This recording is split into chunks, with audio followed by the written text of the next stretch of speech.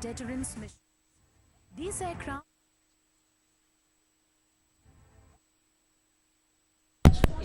हम देश भर के सभी दर्शकों का स्वागत करते हैं जो अभी अभी हमारे साथ वायु शक्ति 2019 के प्रदर्शन के लिए हमारे साथ जुड़े हैं।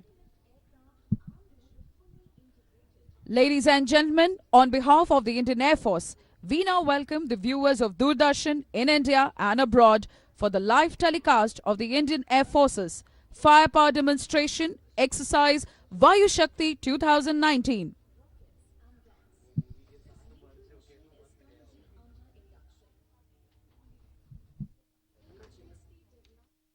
combat helicopter with an advanced target acquisition and designation system, helmet-mounted display and EW system is also capable of carrying out anti-tank operations in support of ground forces. It is currently under production by the Hindustan Aeronautics Limited. Astra and BrahMos are the two indigenously developed missiles successfully tested on the Su-30 MKI. These weapons would significantly enhance India's tactical and strategic capability. The Union War Book tasks the IAF with the air defense of Indian airspace. Towards this responsibility, the Indian Air Force is in the process of inducting modern surface-to-air missiles and radar systems. Apart from the indigenously designed and produced Akash missile system, the IAF has contracted for procuring regiments of the S-400 air defense missile system from Russia.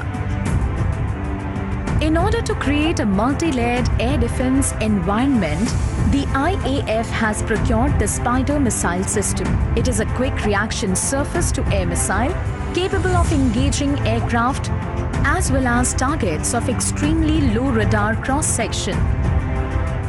The Indian Air Force is in process of inducting its first area defense weapon, the medium-range surface-to-air missile system. A joint venture between India and Israel, this system is versatile and would be a force to reckon with once inducted.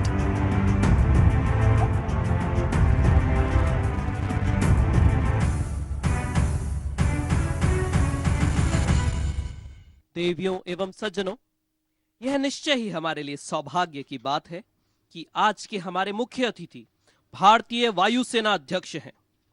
आपसे निवेदन है कि उनके grandstand पर आगमन पर आप सभी अपने अपने स्थान पर खड़े हो जाएं। तत्पश्चात राष्ट्रगान बजाया जाएगा।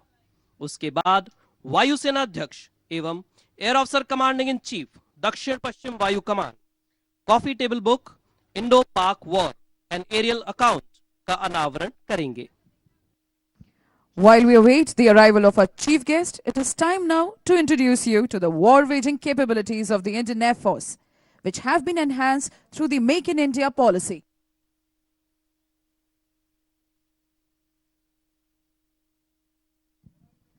देवियों एवं सज्जनों, जैसा कि हम सभी जानते हैं कि मेक इन इंडिया अभियान भारत सरकार की एक ऐसी योजना है जो कि न केवल हमारी अर्थव्यवस्था को मजबूत बना रही है, बल्कि इसने देश में रोजगार के नए अवसर भी पैदा किए हैं। इसी के साथ कदम से कदम मिलाकर भारतीय वायुसेना ने भी मेक इन इंडिया को बीते वर्षों से अपनाया है और इसी के परिणाम स्वरूप आज आप तेजस और ब्रह्मोस जैसी मिसाइलें देश की धरती पर देश के लोगों द्वारा निर्मित होते हुए देख रहे हैं। रक्षा उत्पादों के देश में बनने से न केवल रक्षा सौदों की लागत घटती है, बल्कि देश में रोजगार के नए अवसर भी पैदा होते हैं। मेक इन इंडिया अभियान के तहत आने वाले समय में आप हवा में उड़ते इन वायुयानों का निर्माण देश में होते हुए देख पाएंगे। यह हमारे लिए गर्व की बात है कि भारतीय वायु योद्धा भारत की जमीन पर भारतीयों द्वारा बनाए गए वायुयान एवं मिसाइलों से देश की रक्षा कर रहा है। आइए इन सभी से एक लघु चित्र से अवगत होते हैं।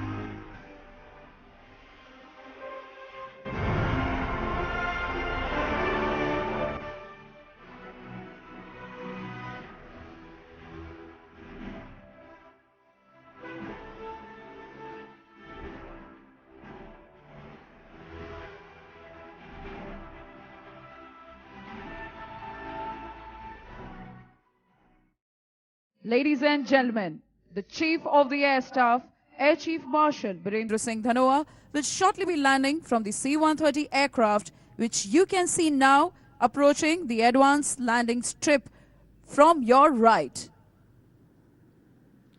देवियों एवं सज्जनों, भारतीय वायुसेना अध्यक्ष air chief marshal Birender Singh Dhanoa परम विशिष्ट सेवा मेडल, अति विशिष्ट सेवा मेडल, युद्ध सेवा मेडल, वायुसेना मेडल एडीसी आपके समक्ष दिख रहे विमान से पोखरण में पधार चुके हैं।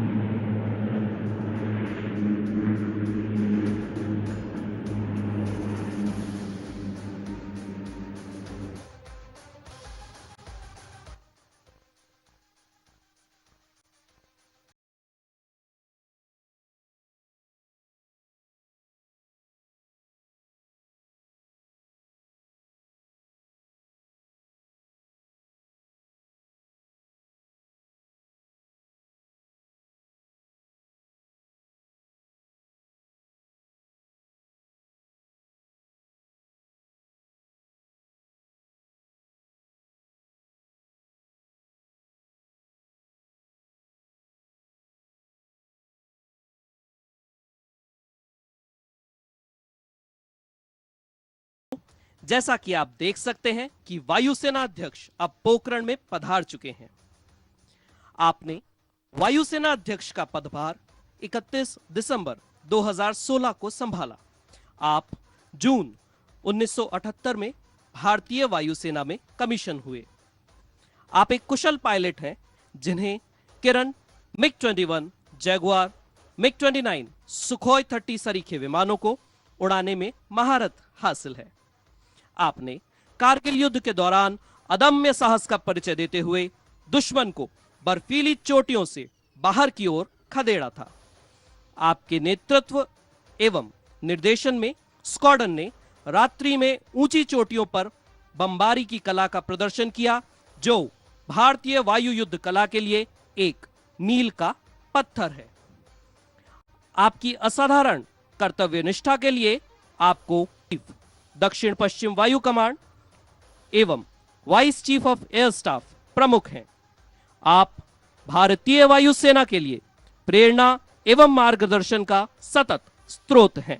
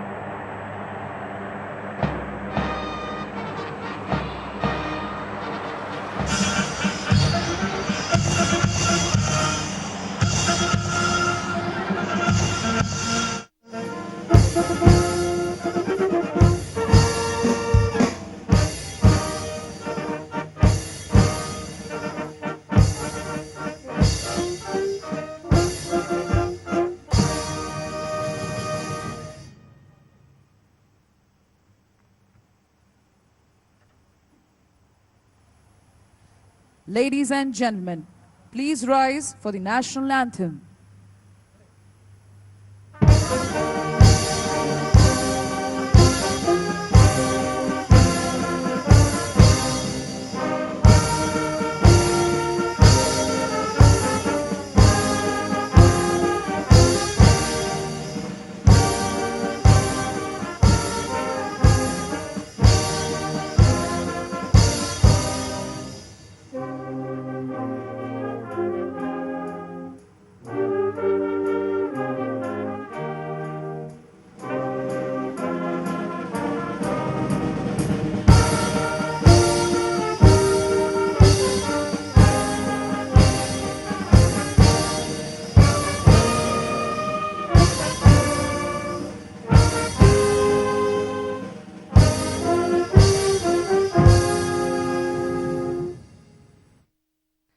Ladies and gentlemen, the Chief of the Air Staff, along with the Air Officer Commanding-in-Chief, Southwestern Air Command, will now release the coffee table book on 1971 war. The coffee table book is titled Indo-Pak War, an Aerial Account.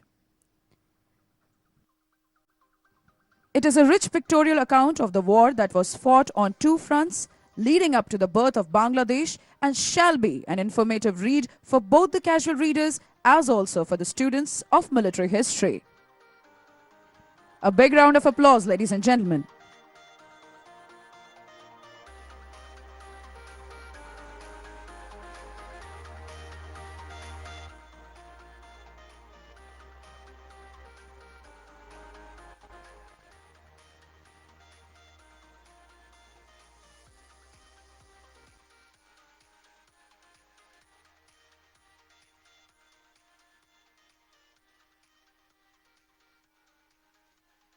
Air Chief Marshal Birendra Singh Dhanoa, Param Vishisht Seva Medal, Ati Vishisht Seva Medal, Yudh Seva Medal, Vayu Sena Medal, ADC, took over as the Chief of the Air Staff on 31st of December 2016.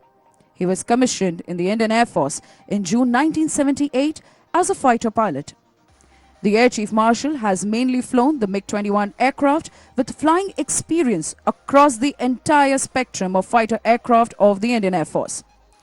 During the limited war in Kargil as commanding officer of a front-line ground attack fighter squadron, he led the Indian Air Force to evict the enemy from their dug in defences in the icy heights of Kargil region. For his bravery, courage and innovative methodology of night bombing in mountainous region, he was awarded the Yudh Seva Medal. During his career, he has held many significant field and staff appointments at operational commands, joint training establishments and air headquarters. In recognition for his meritorious service, the Air Chief Marshal has been awarded the Yudh Seva Medal, Vayu Sena Medal, Ati Vishisht Seva Medal and Param Vishisht Seva Medal. He was appointed Principal Honorary ADC to the President of India on 1st of January 2017.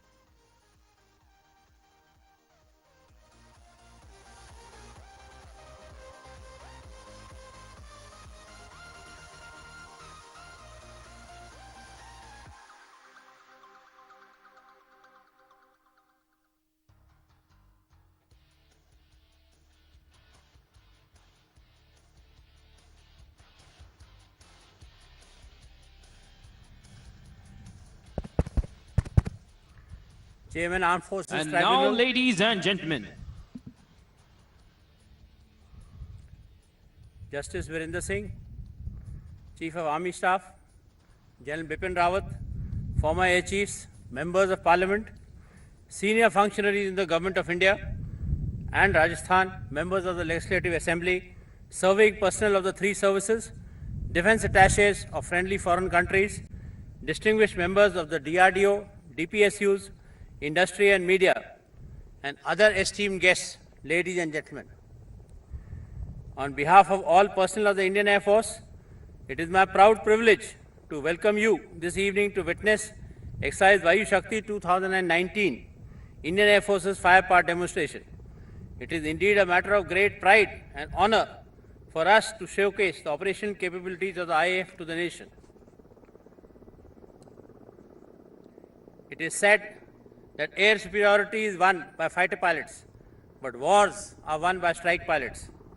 While air superiority or a favorable air situation is essential to carry out any air operations in a conflict, it is a strike capability that influences events on the ground. Otherwise, you are just doing a fly past to enthrall audiences.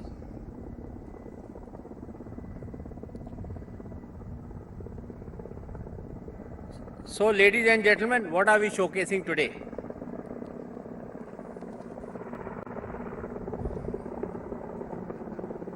We'll let that chapter go through.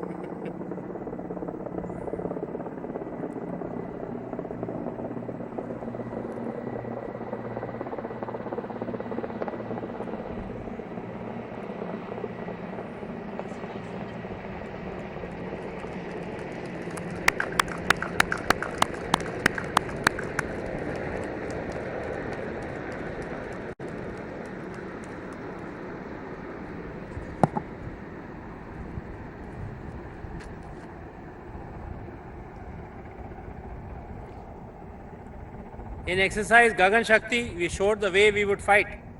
Today we display the way we would influence events on the ground. We are showcasing our ability to hit hard, hit fast, hit with precision, hit during day, hit during night, and hit under adverse weather conditions through our autonomous bombing capability.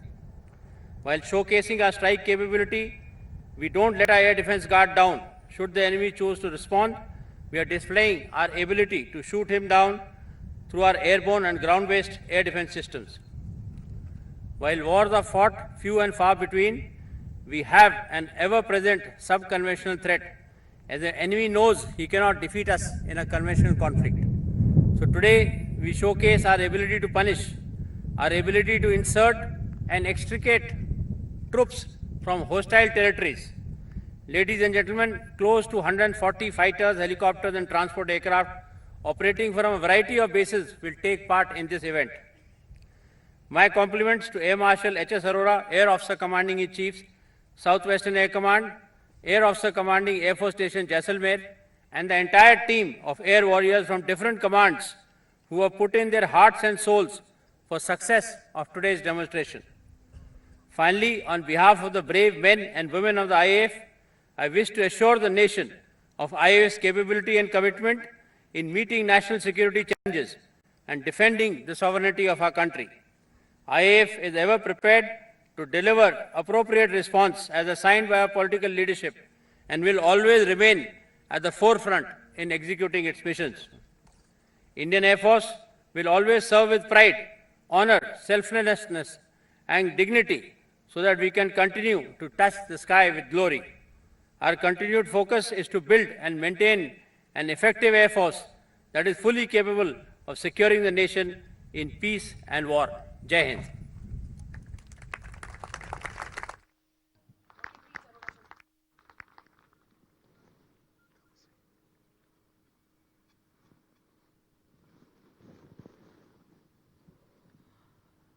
Ladies and gentlemen, marking the momentous occasion, those were the three Mi-17 V5s of the Indian Air Force flying in big formation, trooping the Indian Air Force ensign and the Southwestern Air Command ensign. The Indian Air Force's vision envisages optimal and effective use of aerospace power to generate multiple options while addressing future security challenges. The application of aerospace power would particularly prove decisive in winning short and intense wars in future. The upgradation of existing fleets and induction of new platforms and weapon systems have enabled the Indian Air Force to tackle threats across the spectrum of conflict and project power in India's areas of interest. Indian Air Force's modernization plan has based its growth on self-reliance to bolster the Indian Air Force's strategic reach capability.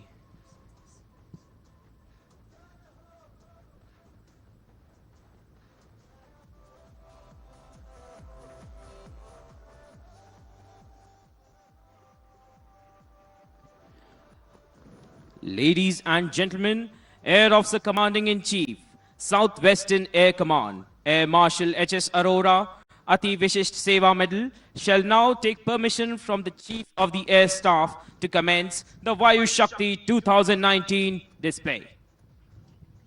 Sir, may I have permission to start exercise Vayu Shakti 2019? Please do. Thank you, sir.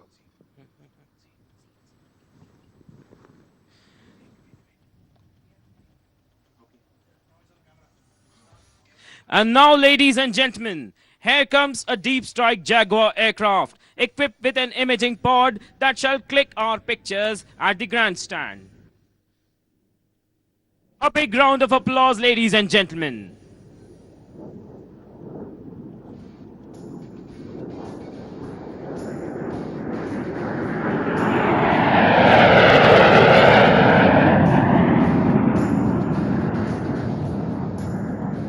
Wing Commander DJ Singh would now be briefing the Chief of the Air Staff on the layout of the daytime targets. Please pay close attention to the screens and get ready to know the enemy.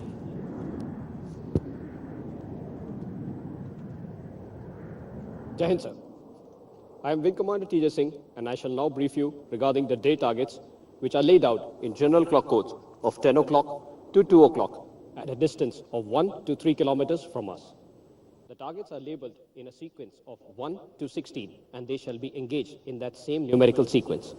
All the targets are representing actual enemy assets which would be well dispersed in the battlefield. However, for ease of viewing and demonstration purposes, we have grouped them and placed them close to each other. I shall now be describing all the targets from our left to right. At the extreme left is target number 3, which depicts a runway at the enemy's airfield. Further, we have target number 14, which depicts a tank convoy. In the same line, further in the distance, is target number 7, which represents an enemy command and control center. Moving right, we have target number 11, which represents a POL dump. Further right, and in the distance, is target number 15, which represents an enemy troop concentration. Moving further right and closer to us is target number 2, which depicts an enemy radar. In the same line, further up in the distance is target number 10, which depicts a logistics node. Moving further in the center, we have target number 16, which represents an enemy camp. In the same line, further up is target number 13, which depicts an operations room. Further right and closer to us is target number 1, which depicts a radar site. Further right and in the distance is target number 6, which represents a weapons storage area. Further right and closer to us is target number 9, which represents an advanced mounting area of the enemy's army. Moving right and closer to us is target 12, which represents a vehicle convoy. Further right and in the distance is target number 5, which represents the launch site of the enemy's tactical surface-to-surface missile. Moving right and closer to us is target number 4, which represents a bulk petroleum installation. And at the extreme right is target number 8, which represents an enemy bunker. All the targets today would be hit by iron bombs, which fall freely under the effect of gravity, or precision-guided bombs, or air-to-ground rockets of various caliber, or gun ammunition. Simulated aerial targets would be engaged with air-to-air missiles. Our pilots would be delivering their weapons in 3 modes of attack, which are the dive attack, the lay-down attack, and the medium altitude level release. A dive attack would be performed by the pilot by placing the aircraft into a sharp descent towards the target so as to aim the weapons accurately. Such an attack is preferred against targets which have hardened structure and reinforced surfaces. A lay-down attack is performed by flying the aircraft at ultra-low levels at high speeds so as to delay or deny visual as well as radar pickup by the enemy. Such an attack is preferred against targets which have linear extent, such as runways and bridges. A medium or a high altitude level release is performed by flying the aircraft high away from the ground so as to remain clear of the enemy's surface-to-air guided weapons. Such an attack is preferred for area bombing and delivery of precision-guided munitions. In addition to these, we shall be witnessing special forces operations and certain peacetime missions which the Indian Air Force performs readily in the service of the nation. With that, sir, I've come to the end of my brief. Thank you. Thank you, sir. Jai Hind. माननीय अतिथिगण, अगला प्रदर्शन एक मिग-29 विमान का है जो कि आपके बाएं से दाएं की ओर आवाज की गति से भी तीव्र 1300 किलोमीटर प्रति घंटे की रफ्तार से गुजरेगा. Ladies and gentlemen, aerial warfare is synonymous with precision, power, and most of all, speed. To showcase these unique qualities of an aerial attack, we will commence today's demonstration with a MiG-29 aircraft flying past faster than the speed of sound at 1300 kilometers per hour. What this means is that this aircraft will reach us even before the sound that it is making can get to us, making it seem as if it were moving in absolute silence till the time it crosses us. After it crosses, you will hear the so-called sonic boom, which will seem like a loud explosion followed by the noise of the aircraft's jet engines.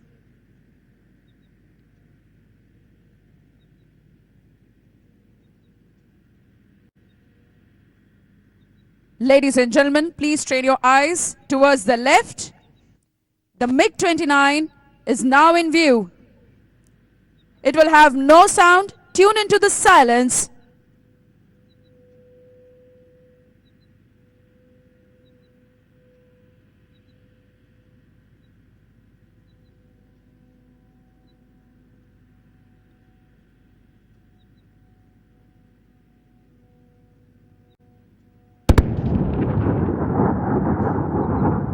And that, ladies and gentlemen, was the sonic boom.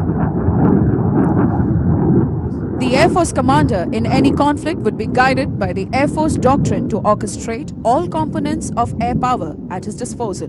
Towards this, he would utilize the state-of-the-art ground and airborne air defense sensors and network systems to build up comprehensive situational awareness over the entire domain of operations. Today, we present to you a simulated but nevertheless a very real sequence of operations that would seek to inform you as to how the Indian Air Force shall prosecute the aerial war in any future conflict. With images of enemy forces available through our satellites and aircraft, the Indian Air Force commander now fine-tunes his war plans and gets ready to launch his strike missions. As a principle, it is important to first disable the enemy's radars, the opponent's eyes and ears in aerial warfare. Please shift your gaze towards target number 1, straight in front of us, slightly to the right. A simulated enemy radar site.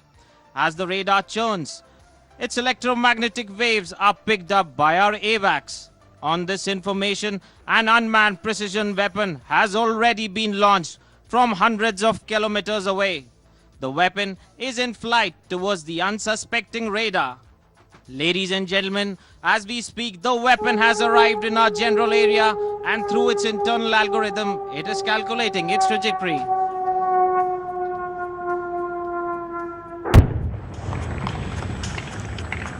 The weapon impacts. The radar has been disabled, and we have created a gap in the enemy's defense coverage.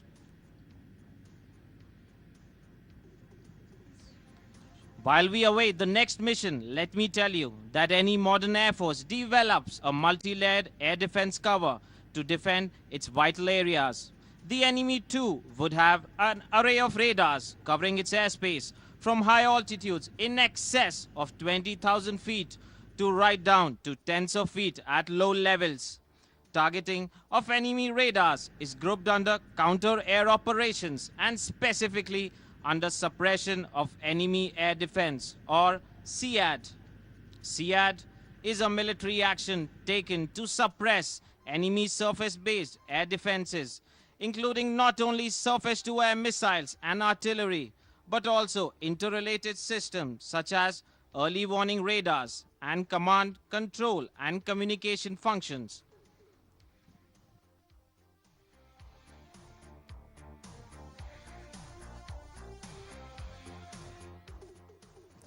Please look straight in front and slightly to the left for target number 2, which depicts another radar site.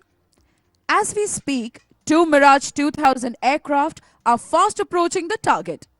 Each aircraft is armed with 5 250 kg fragmentation bombs. The aircraft shall release the bombs in a dive attack and then pull up right in front of us. Entering the dive, they shall release flares, the bright fireballs in the sky, to fool any enemy heat-seeking surface-to-air missile or SAM that could be fired at them. The massive ordnance planned for drop shall not only put the radar vehicle out of action, but also significantly damage the adversary's other vehicles. Ladies and gentlemen, look to your right. High above your shoulder, watch as the aircraft enters into the dive. Flare dispensed.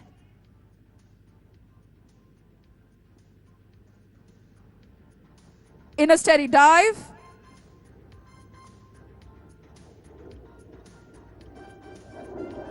Bombs away. Shift your eyes onto the target.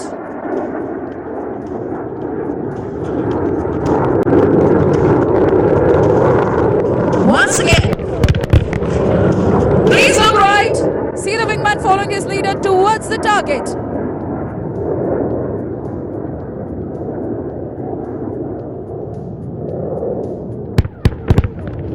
The fragmentation bombs have shredded the target to bits. Runways at air bases are crucial for operation by the enemy's air force. With its radar coverage degraded, our strikes can now push deeper, undetected, to target the enemy's forward air bases. Look half left, ladies and gentlemen. Target number 3 depicts one such forward enemy air base.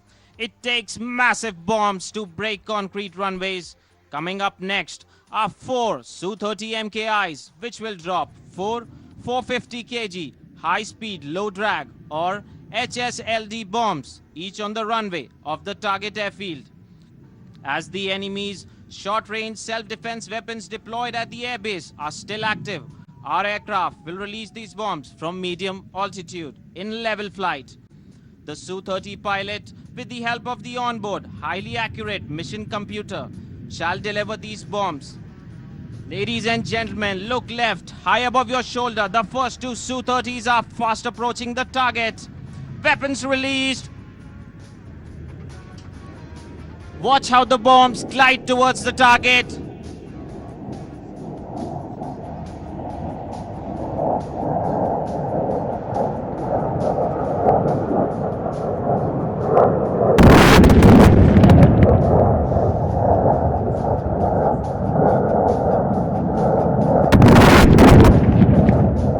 What an impact! The enemy's runway has been severely damaged.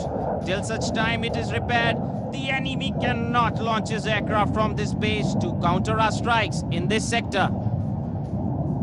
Fuel is vital for operation from any airbase. As the Sukhoi 30s damage the runway, our commander plans to use MiG-27 aircraft to target enemy fuel storages next to the target airbase.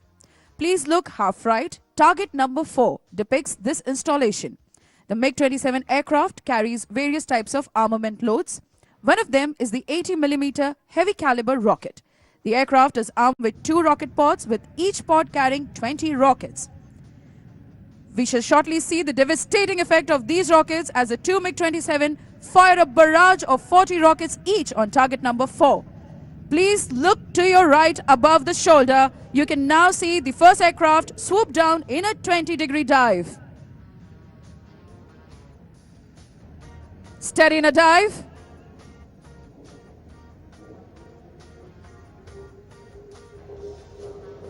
It fires a salvo of 80mm rockets.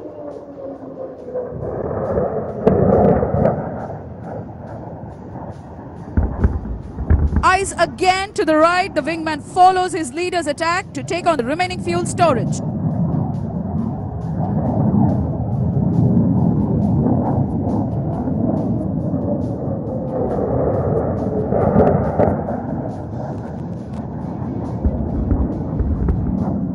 A barrage of rockets like these penetrates and ignites fuel storage tanks, leaving an actual fuel storage engulfed in an uncontrolled fire. Meanwhile, a Su-30 in the area has spotted an enemy surface-to-surface missile or SSM mobile launcher vehicle on its synthetic aperture radar or SAR. This launcher is likely to target our land formations. This is depicted by target number 5, located in front of us slightly to the right. The target is simulating the transporter erector launcher or TEL of this SSM. To execute this mission, a Su-30 MKI is planned to drop a laser-guided bomb. Ladies and gentlemen, look left, high above your shoulder. You can see the Su-30. Even as we speak, the bomb has already been dropped. Eyes now on the target.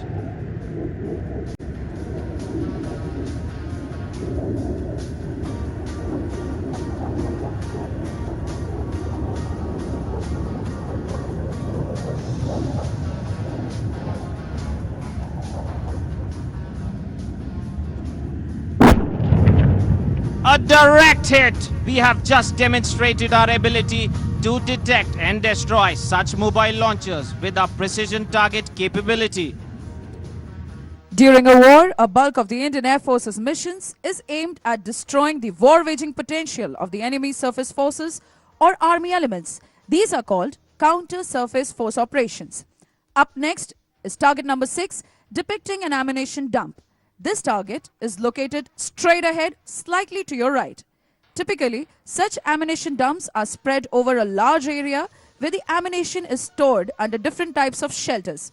Therefore, a number of heavy bombs shall be dropped to cover the area. 2 deep strike Jaguar aircraft, each carrying 3,000-pound RTU bombs, shall address this target. RTU stands for Retarder Tail Unit.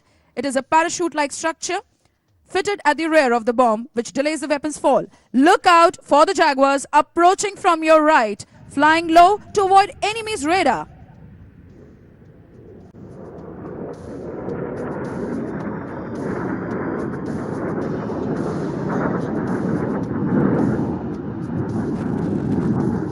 Bombs gone. RTU's in play.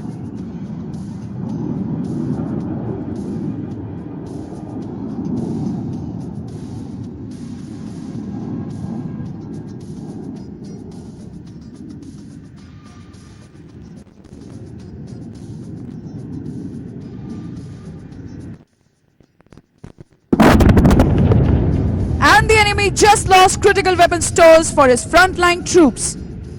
With enemy airfields down, our Air Force has already achieved a favorable air situation over the battlefield, where our army elements are engaged. The panic caused by targeting of enemy ammunition dumps, petroleum storage areas and radars has left the enemy floundering. A decision has now been taken to target the enemy's leadership in the sector. Target number 7 in front of us on the left depicts an enemy command and control center. Made in India, light combat aircraft, the Tejas, a lightweight multi-role fighter developed indigenously by the Aeronautical Development Agency, is planned to take on the target. Ladies and gentlemen, look high above your left shoulder. You can see the aircraft. A laser-guided bomb has already been dropped from the target. Eyes on the target now.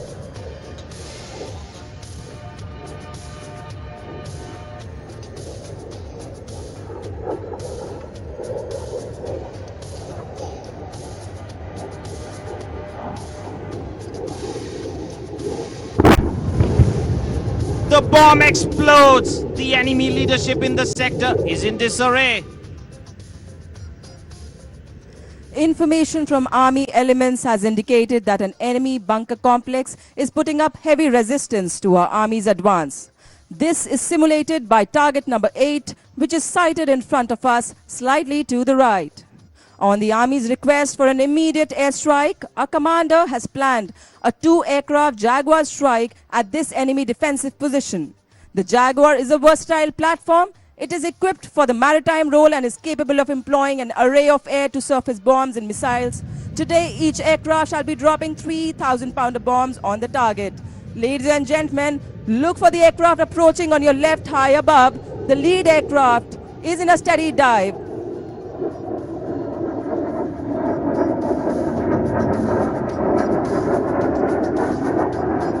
On your screens, the bombs have been dropped. Look towards the target now.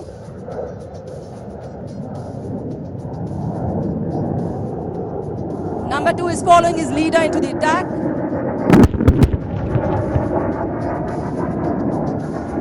Bombs away. Eyes again to the target.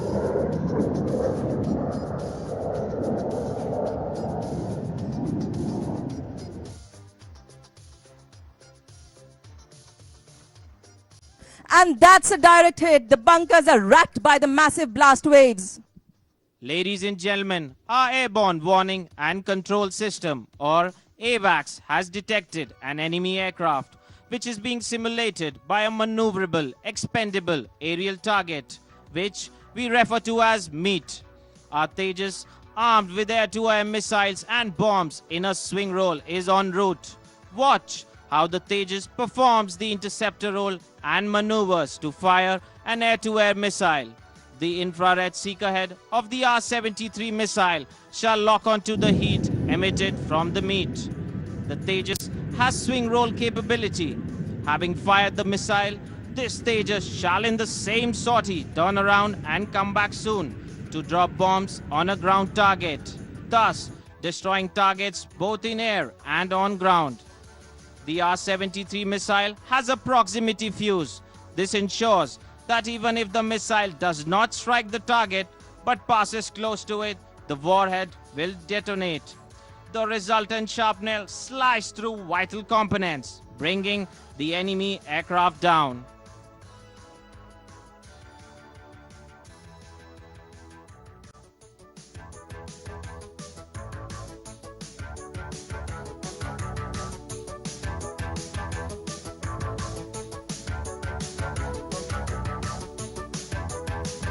Ladies and gentlemen, look left.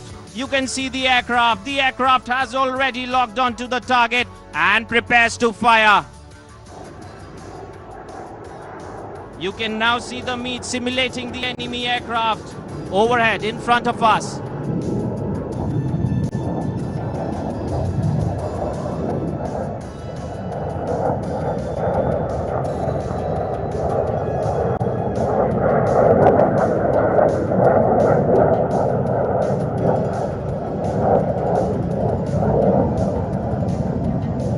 The missile darts towards the target. The missile passed very close to the target. Unlike an actual aircraft, the target size here was only a few feet, not large enough to trigger the proximity fuse, which would have been the case if it was an actual aircraft. Ladies and gentlemen, the next mission presents the MiG-29 in a new role. This air superiority fighter aircraft is capable of attaining a max airspeed of 2,445 kilometers per hour, which translates into 2.3 Mach. So far, the aircraft has been exclusively used by the Indian Air Force in the air defense role. The MiG-29 has gained in strength and ferocity after an upgrade, giving the Indian Air Force a much-needed boost. Equipped with the latest avionics and enormously powerful engines, this platform is now a potential game changer in an air-land battle at high altitudes. Today, 2 aircraft shall each launch 2 500 kg bombs to destroy an enemy advanced mounting area simulated by target number 9 in front of us, slightly to the right. Ladies and gentlemen, please look high towards your right, the first aircraft rolling into the dive.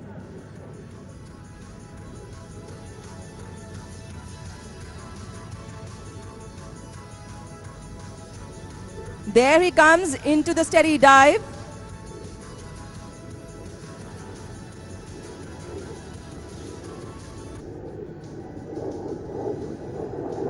Bombs away, look in front on your screens. Eyes now to the target.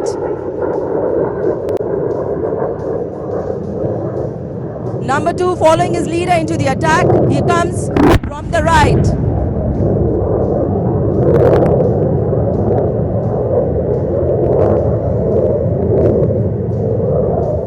On your screens, the bombs have been released. Eyes towards the target, ladies and gentlemen. Wait for the impact and explosion.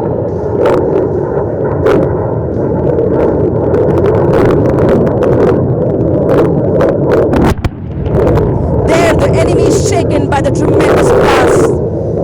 Ladies and gentlemen, our AWACS has now conveyed ground coordinates of a large enemy logistic node to the Tejas, which had just fired the missile. The aircraft shall now demonstrate its swing roll capability by proceeding to engage ground targets in the same mission. The aircraft will now engage large enemy targets on the ground by employing conventional bombs. Ladies and gentlemen, look high, right above your shoulder, as the aircraft dives to engage the enemy logistic area. Each aircraft is armed with 2,000-pound bombs. Bombs gone. You can now visually see the bombs making their way to the target.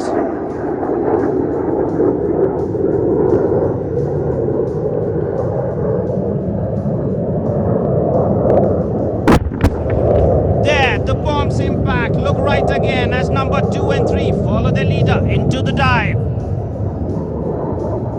Bombs gone.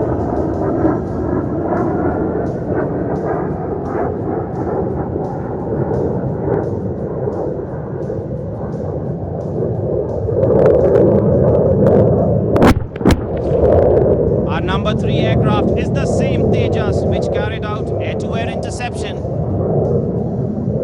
Bombs away. away. Watch the bombs glide towards the target on your screens. Eyes on target now.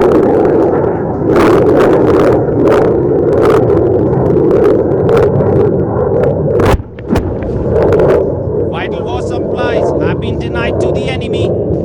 To sustain its armor and mechanized columns, the enemy has established a large fuel storage area close to the battlefield. Our intelligence network has successfully located this area, which is depicted today by target number 11, in front of us, slightly displaced to the left. Such storage areas are generally constructed underground and are suitably hardened.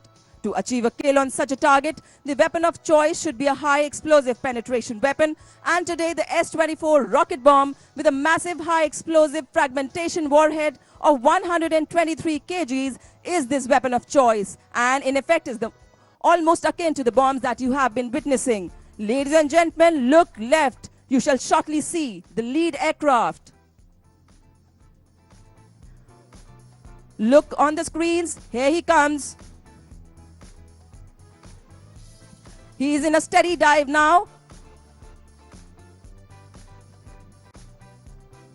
The S-24 is away.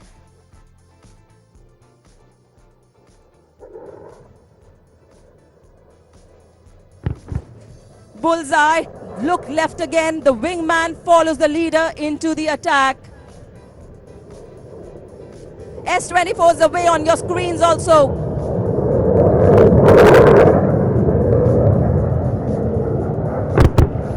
Well, this fuel storage area is now history. Following the formidable MiG-27s is the small yet versatile fighter trainer of the Indian Air Force, the Hawk. The aircraft is a potent platform and packs quite a punch despite its size. The youngest pilots of the fighter stream are trained on the aircraft for a period of 1 year before reaching frontline fighter squadrons. Our remotely piloted aircraft has detected an enemy vehicle convoy moving vital war equipment to the front line. Ladies and gentlemen, keep a sharp lookout to your left. 2 aircraft, each carrying 32 rockets of 68mm caliber, are heading for the enemy vehicle convoy depicted by target number 12, straight ahead, slightly to the right. Ladies and gentlemen, look towards your left. You can now see the lead Hawk rolling into the dive.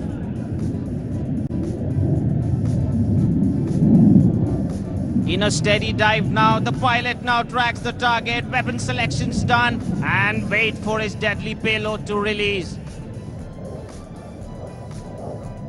Rockets away! The convoy is in a complete disarray. The second aircraft is already in the dive, following his leader.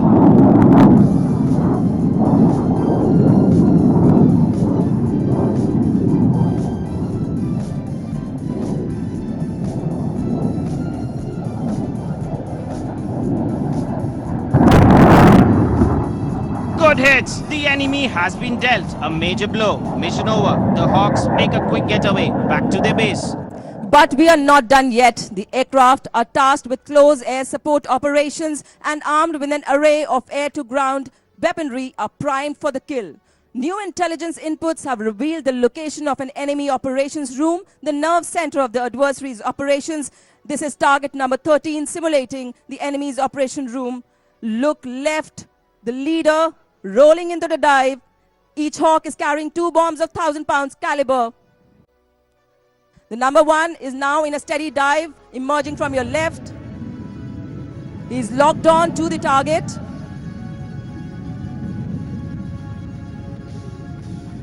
Bombs away. Eyes on target now.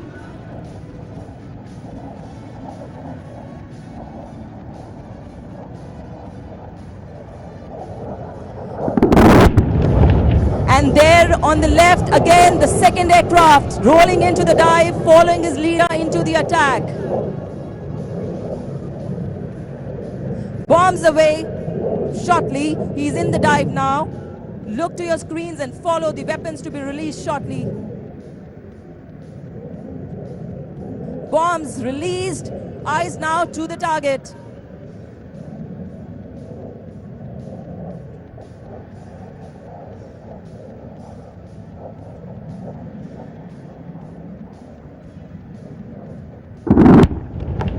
Bullseye. Forward Army Recce elements have reported enemy tanks in their vicinity. The target is depicted by target number 14 to your left.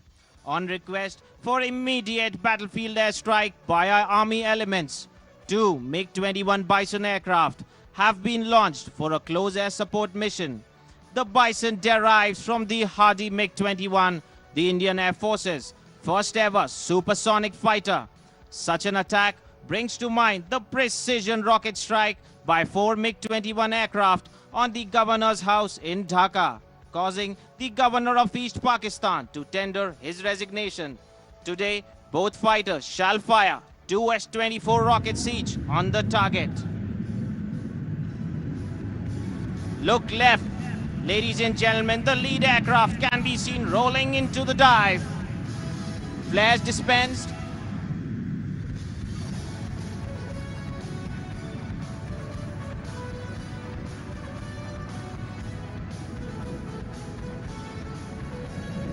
Rockets away!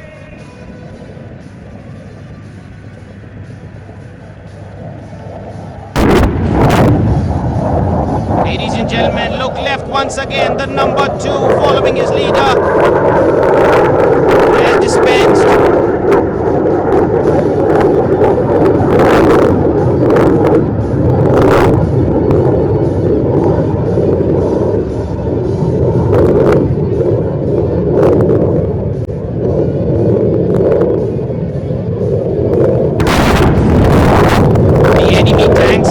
Destroyed. Taking counter-surface force operation missions deeper into enemy territory, our commander has now planned an attack over a concentration area of the enemy's ground forces. 2 Sukhoi 30 MKIs are planned to drop 2200 kg bombs on target number 14 located in front of us. Ladies and gentlemen, look high towards your right. The Sukhoi 30 MKIs emerge. Keeping safely out of enemy ground fire, they will shortly drop a total of 44 bombs to flatten the target area from a medium altitude in a level release. Bombs away. Shift your eyes towards the target. Wait for the massive explosions.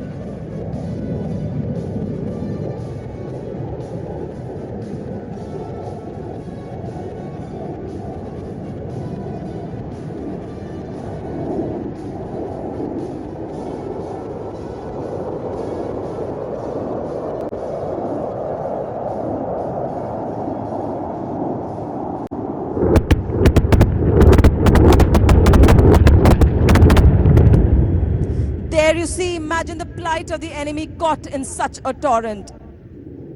While the battle rages on ground, our commander, to ensure no interference from any enemy fighters, has tasked a Su-30 armed with Astra air-to-air beyond visual range missiles for an air dominance mission over this sector. Missiles like the Astra, made in India, give us tremendous assurance in terms of our ability to conduct and sustain operations on our own terms. These and similar such technological breakthroughs shall be crucial for the Indian Air Force to incrementally imbibe more and more indigenous content, thus allowing the brilliant youth of our country an increasing say and a stake in the defense of their nation. Ladies and gentlemen, look left. You can see a Su-30 armed with the deadly Astra missile approaching the battlefield. Scanning the airspace, the pilot has spotted an enemy air defense fighter on his onboard radar in his left sector. Our supremely trained pilot shall now maneuver his fighter to get into launch position.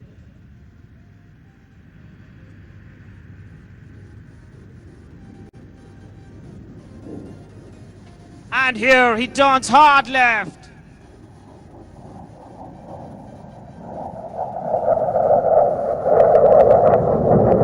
The Astra streaks off to knock the enemy fighter out of sky at distances in excess of 25 kilometers. The impacts will only be visible in case of exceptional visibility. While the aerial battle rages high up in the skies, a pair of ALH Mark IV attack helicopters is fast approaching their target in another part of the battlefield.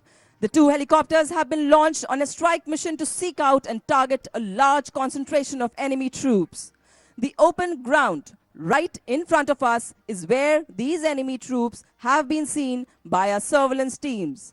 The coordinates were passed and the battlefield strike mission was immediately launched.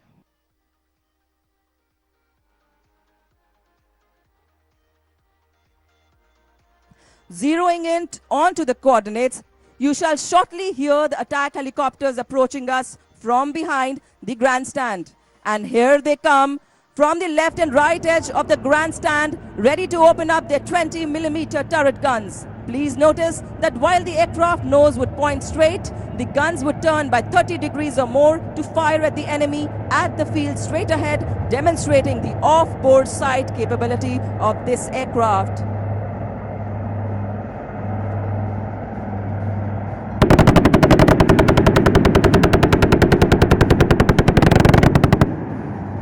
Did you hear the gunfire?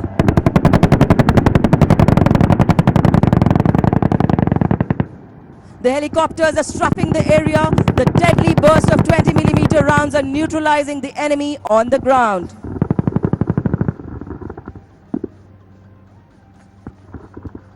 As the sun sets over the vast empty desert, you can see an SHBO mission approaching our battlefield from the left.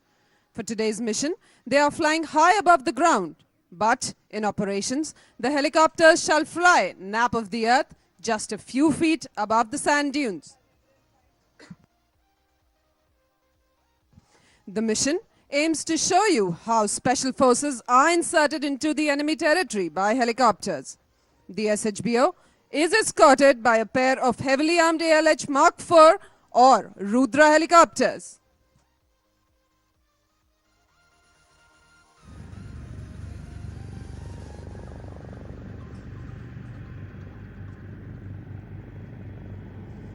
Behind them, you will see a Mi-17 V5 helicopter of the Indian Air Force.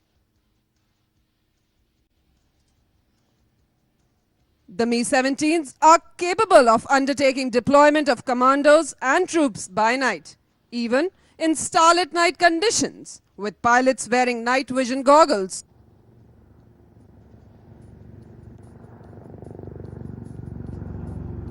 The ALH Mark IVs set up a protective combat air patrol or CAP over the area. They shall be continuously scanning the area visually as well as with the help of cameras and pods. Armed with 20mm guns, the aircraft are ever ready to neutralize any enemy interference like you just saw in the previous mission.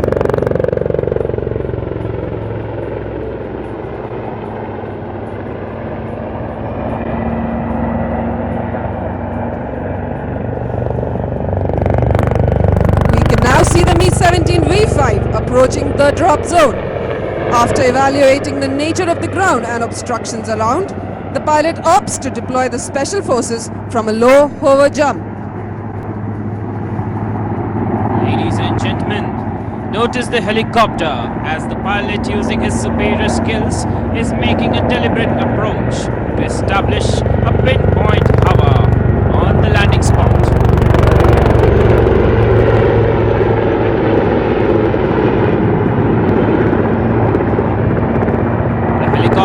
Stabilizes in a low hover, just inches above the ground. The commandos swiftly jump out of the aircraft, quickly moving to the sides to take defensive positions. Notice how Garud commandos take control of the landing area and scan for any threats. Ladies and gentlemen, in no time the entire squad in vicinity of the enemy radar. Helicopter departs at low level to avoid any detection by the enemy. The Garuds, meanwhile, are forming up in a tactical squad and proceeding to the target area. While this team makes its way to the target, let us showcase to you another SHBO, for which our special forces and helicopter pilots regularly train. You might recall the 2611 dastardly attacks in Mumbai, during which a helicopter was used to slither commandos onto a rooftop. Now here you can see a Mi-17 V5 with Garud Special Forces on board to demonstrate how they can deploy troops on any tall building in our cities and neutralize terrorists hiding inside. Ladies and gentlemen, please look to your right. The small two-storied white building depicts a high-rise in any one of our cities where a few terrorists have holed up, holding civilian hostage.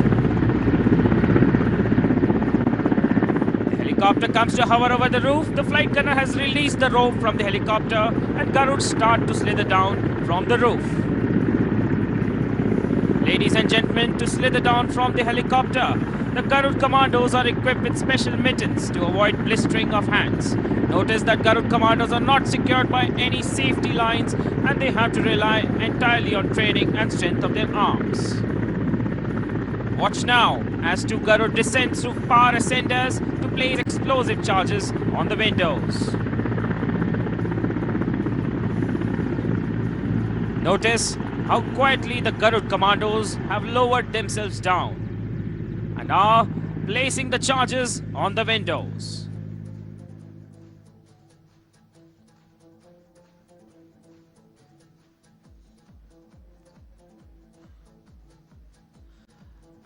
And as quietly, they are sent back to the roof.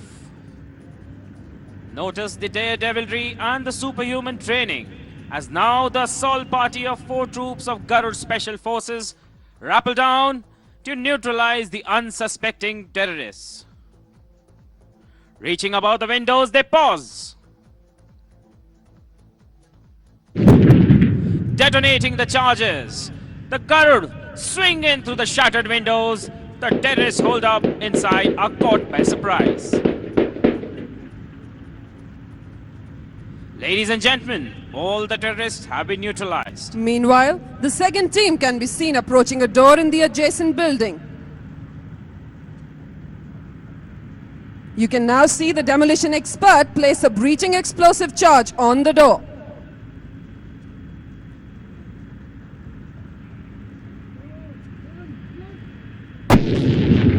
The Garuds now enter the building. They have cornered the terrorists. The elite Garud commandos have neutralized the terrorists.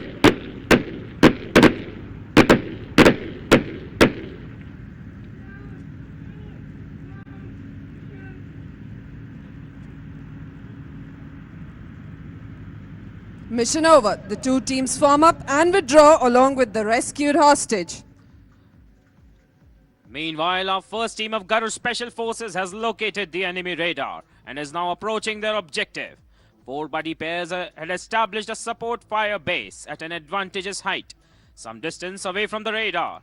The main assault party can be seen moving silently in tactical formation towards the target. Demolition experts in the team fix demolition charges on the radar. The rest of the team maintains eye on the surroundings.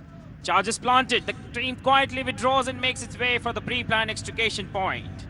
Enemy not suspecting a thing. The radar is put out of action, creating the vital blind corridor that our fighter missions require in this area.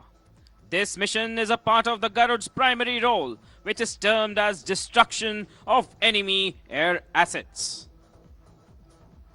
War demands concentration of force at the right time and at the right place to tilt the balance of battle.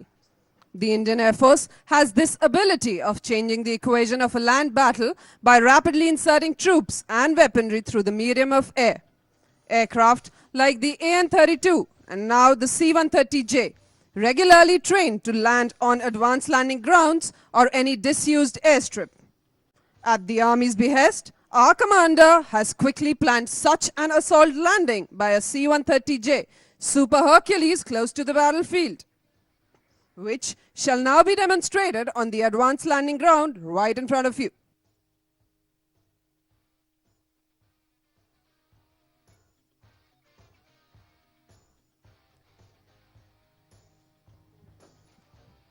The Indian Air Force's C-130J Super Hercules is a highly integrated and sophisticated configuration, primarily designed to support India's special operations requirement. Equipped with infrared detection set, the aircraft can perform precision low-level flying, airdrops, and landing in blackout conditions.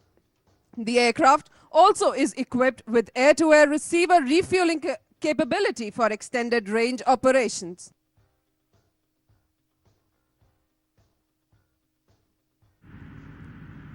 The C-130J is not just a cargo transport. Its range of missions include special operations, aerial refueling, search and rescue, paradrop, electronic surveillance, and even weather reconnaissance. The C-130J allows the Indian Air Force to operate the aircraft autonomously, day or night, and in all weather, anywhere it needs to go. Look towards your right, ladies and gentlemen. You can see the aircraft flying in. To avoid being detected by any radar that may be present in the vicinity, the aircraft has come in at low levels.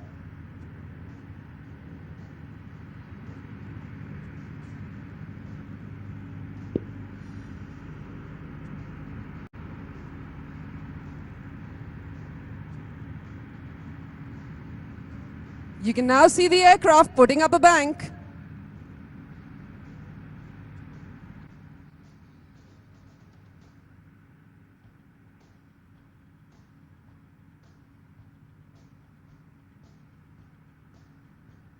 It is slowly aligning itself to land on the strip right in front of us.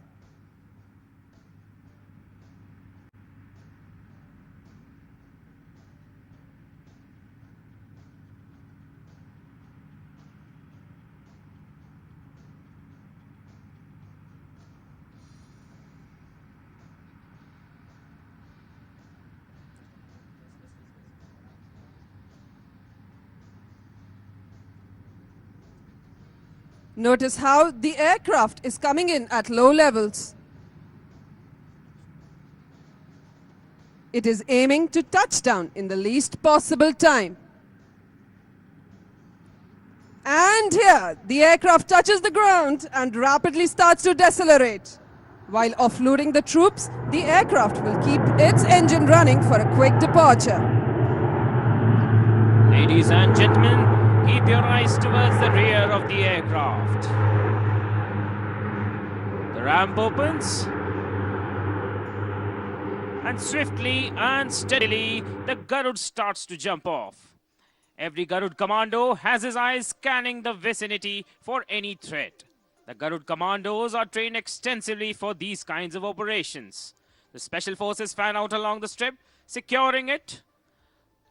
The ramps start to close and the aircraft accelerates to reach the other end of the advanced landing strip.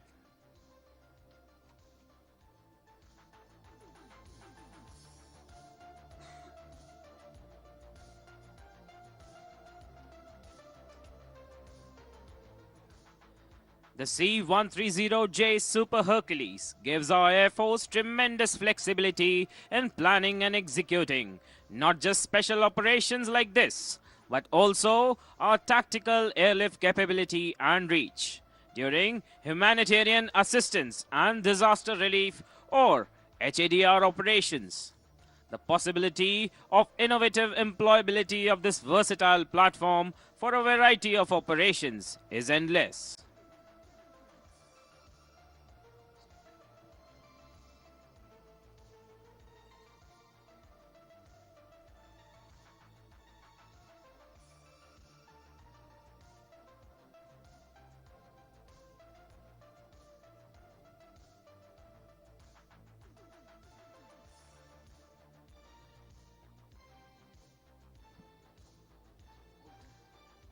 The aircraft now gears up for a maximum power short field takeoff. Notice the extremely short distance that the aircraft shall take to get airborne.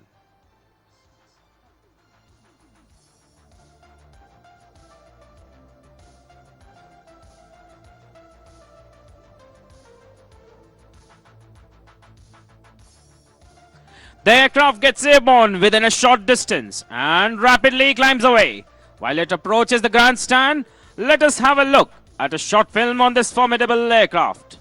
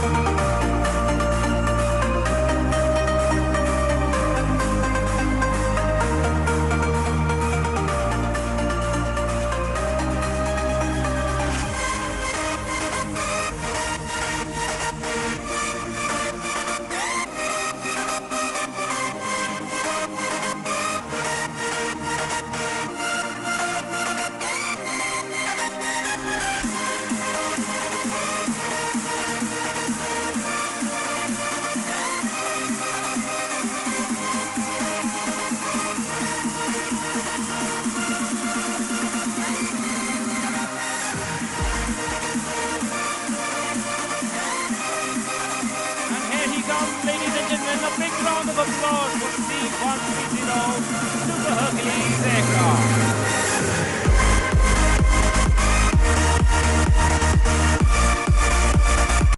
Ladies and gentlemen, the next display is about the Indian Air Force's aerial firefighting capability possessed by the Mi-17 V5 of the helicopter fleet.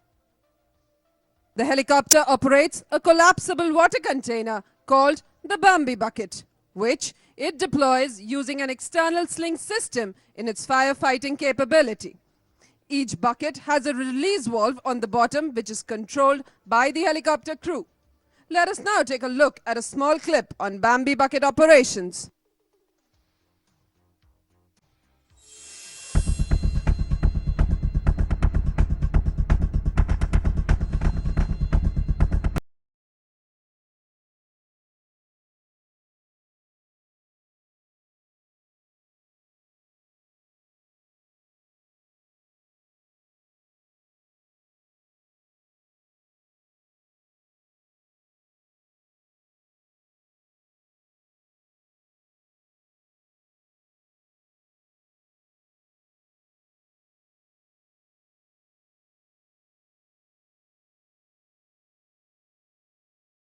Ladies and gentlemen, coming in from your left are two helicopters which will demonstrate Bambi bucket operation over the fire, lit up right in front of you.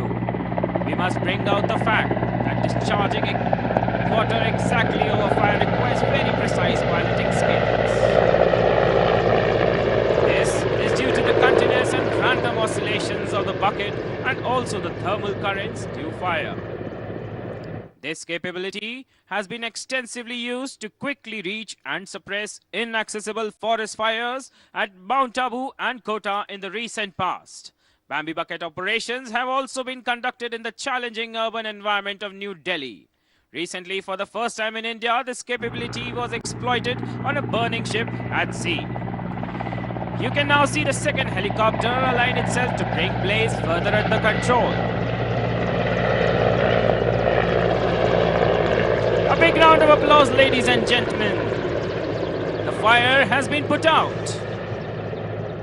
Due to the challenges and restrictions faced by the ground-based fire tenders, it can be well understood that utilization of helicopters for firefighting operations, like the one we just witnessed, can prove extremely critical in damage mitigation.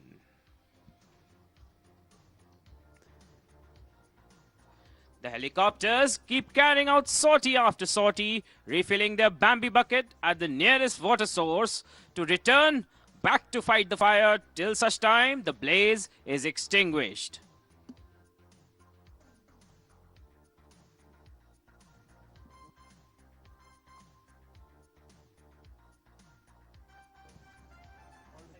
And now we present you one of the key behind-the-scenes aircraft that has been orchestrating the various aircraft missions like clockwork over the last 1 hour.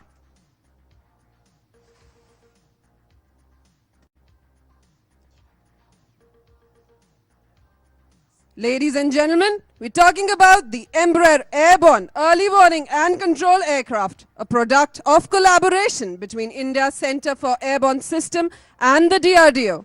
This airborne control center can stay aloft for almost 12 hours, providing radar coverage from high up in the sky. Look towards your left, ladies and gentlemen. You can see a single aircraft making its way towards us. Now notice the radar antenna mounted on its back.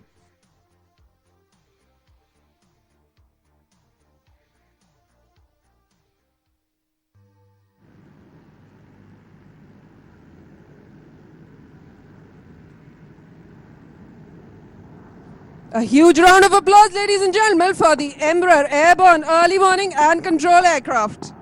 This system is developed to serve the Indian Air Force in detection and tracking, identification and classification of threats, display of air situation pictures, and multi-sensor data integration. This, ladies and gentlemen, brings us to an end of the day targeting phase of the demonstration. During the past 1 hour, we saw our Air Force commander conduct air operations to gain mastery of the air. By destroying enemy fighters, disabling his runways, degrading his communication, destroying command and control centers, blowing up his fuel dumps, and shooting down his fighter aircraft. Simultaneously, we also saw him conduct extensive air-to-ground missions in aid of army units against the enemy's surface forces by targeting his armor, road convoys, logistics, ammunition dumps, as well as fortifications and nodes. The war has swiftly and surely swung in our favor through these parallel operations. And now, as night falls on the battlefield, we shall be showcasing a whole gamut of missions that the Indian Air Force undertakes at night.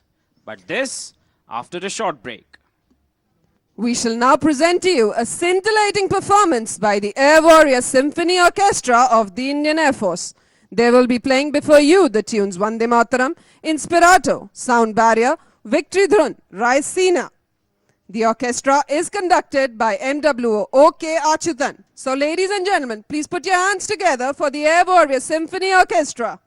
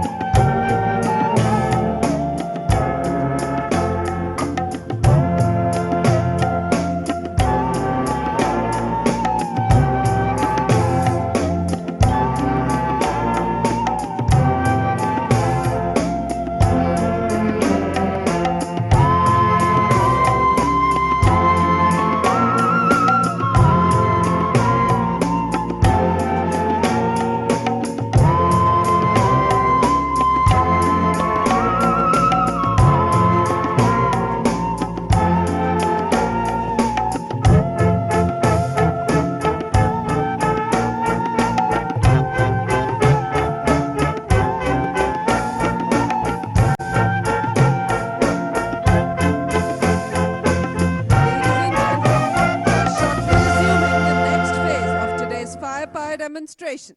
You are requested to kindly take your seats.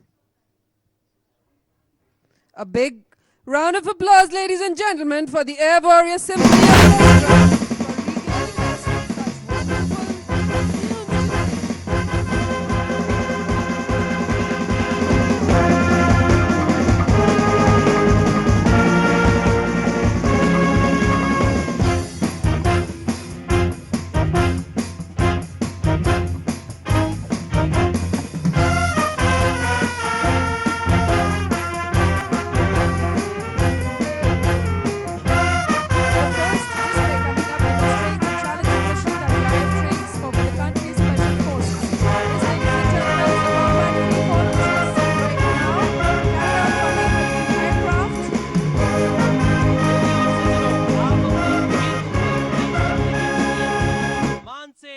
छलांग लगाते हुए हमारे वायु योद्धाओं को जो phase अभी आप देख रहे हैं वह एक फ्री फॉल फेज है जिसमें वायु योद्धा गुरुत्वाकर्षण बल के विपरीत जमीन पर नीचे आ रहे हैं 14 air warriors have jumped into the stillness of the night. These are the parajump instructor of the parajump training school and are 12 elite commandos of the Garud forces.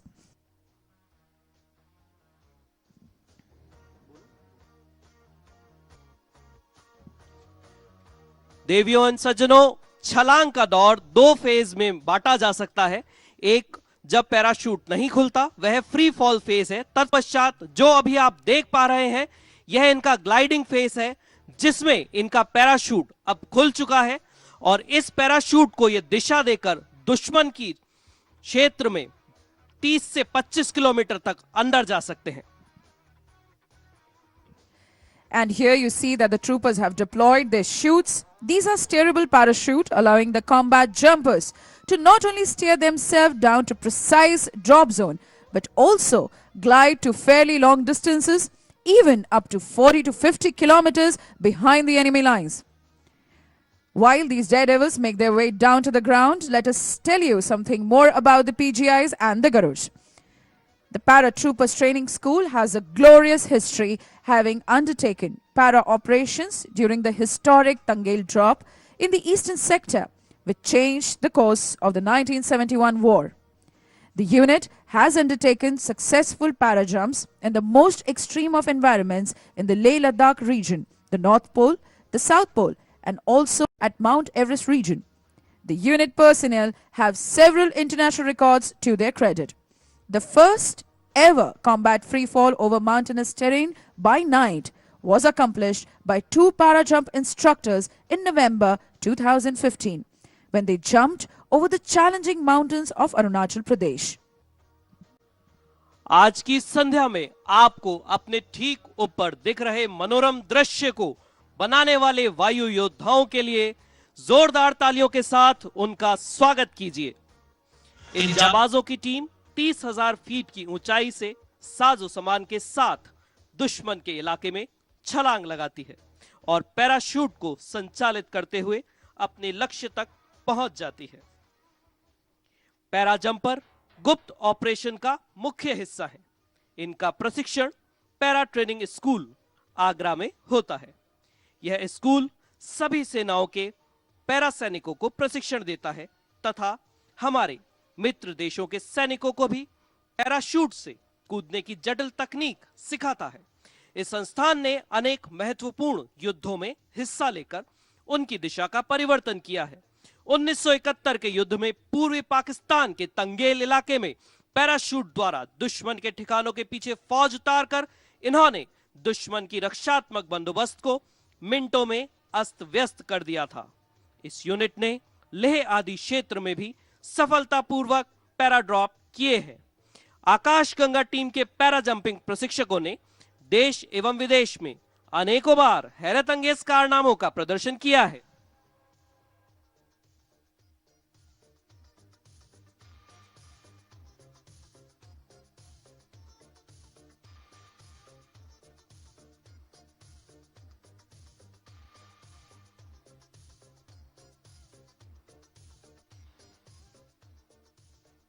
Today you can see the parachutists are wearing illuminated accessories for ease in picking them up in the dark sky. However, in actual war, these jumpers would carry out combat freefall in total darkness to stay undetected by the adversary. In operations, small combat freefall teams like these act as pathfinders for the main airborne assault force to follow. After landing, these pathfinders quickly identify, secure, and mark a suitable drop zone in enemy territory for the main force package of static line paratroopers to safely drop. आपकी जानकारी के लिए बता दें कि आकाश Ganga team ने अनेकों विश्व कीर्तिमान भी स्थापित किए हैं। इन्होंने उत्तरी ध्रुव, दक्षिणी ध्रुव, एवरेस्ट के आसपास के क्षेत्रों में छलांग लगाकर अपने अभूतपूर्व साहस का परिचय दिया है। नवंबर 2015 में इस प्रतिष्ठित संस्थान के 2 पैरा जंपरों ने पहली बार अरुणाचल प्रदेश की दुर्गम पहाड़ियों में अंधेरी रात में छलांग लगाई थी और आप देख सकते हैं हमारे पहले पैरा जंपर जमीन की तरफ आते हुए। जोरदार तालियों के साथ स्वागत कीजिए हमारे इन पैरा जंपर्स का। As we witness these brave hearts descend silently from the sky, let us tell you more about the Garud of the Indian Air Force. These commandos have diverse war and peacetime responsibilities. The personnel are trained to undertake missions deep behind enemy lines while conducting surveillance and recce, combat search and rescue of downed pilots from behind enemy lines, suppression of enemy air defense, and other missions in support of air operations. During peacetime, apart from protecting our air bases and other vital Air Force installations, Garuds are also tasked with roles like counter-terrorism, anti-hijacking, hostage rescue, and aid during natural calamities. मुझे तोड़ देना तुम वनमाली, उस पथ पर तुम देना फेंक, मातृभूमि को शीश चढ़ाने, जिस पर जाते वीर अनेक। इसी अभिलाषा को आत्मसात करते हुए ये वायु योद्धा छलांग लगाते हैं सर्वदा विजय एवं सर्वदा शौर्य के लिए। और आपकी जानकारी के लिए हम आपको बता दें कि आज इन्होंने 6000 फीट की ऊंचाई से छलांग लगाई है और हम उनको इनके सूट पे लगी लाइटों के कारण आज देख पा रहे हैं। देवियों एवं सज्जनों, सामान्यतः ये लाइटों के साथ पैरा जंप नहीं करते, परंतु आज के प्रदर्शन के लिए इन्होंने खास तौर पर यह लाइट लगाई है।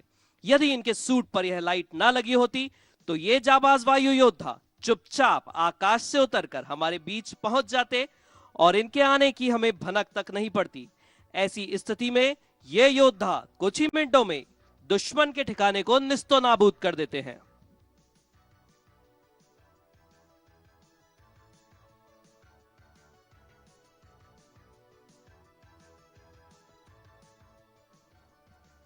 Ladies and gentlemen, as our daredevil parajumpers are touching the ground, please keep welcoming them with a huge round of applause.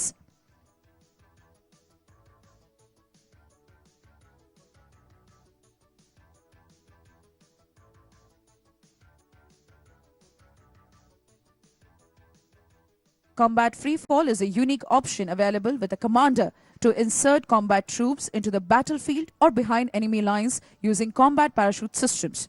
To ensure both aircraft safety as well as maintain the element of surprise, small teams of combat jumpers equipped with portable oxygen systems, arms and ammunition jump out from about 30,000 feet, the height at which civil airliners fly.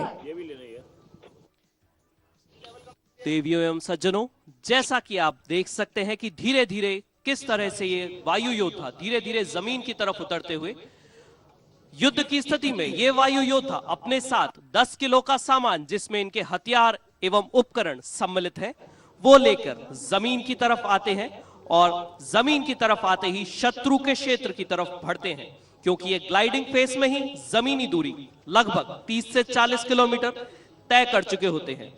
देवियों एवं सज्जनों, जोरदार तालियों के साथ स्वागत कीजिए हमारे निडर, निर्भीक और साहसी वायु योद्धाओं का।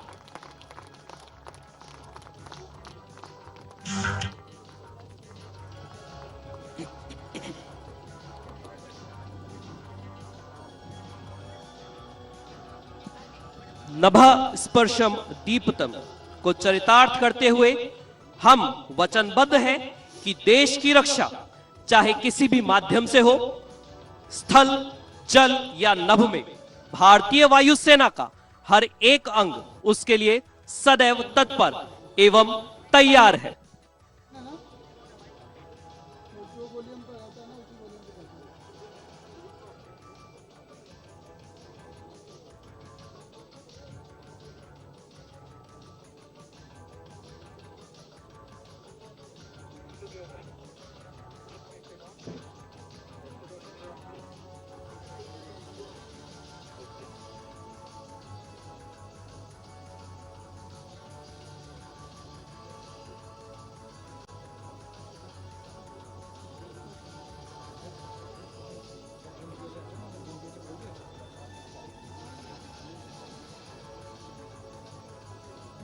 After this mesmerizing combat freefall demonstration, it's time to resume the next phase of our demonstration. Squad Leader Neha Sharma would now be briefing the Chief of the Air Staff about the layout of the night targets. Jai Hind, sir. I'm Squad Leader Neha Sharma and I shall be briefing you regarding the night target layout.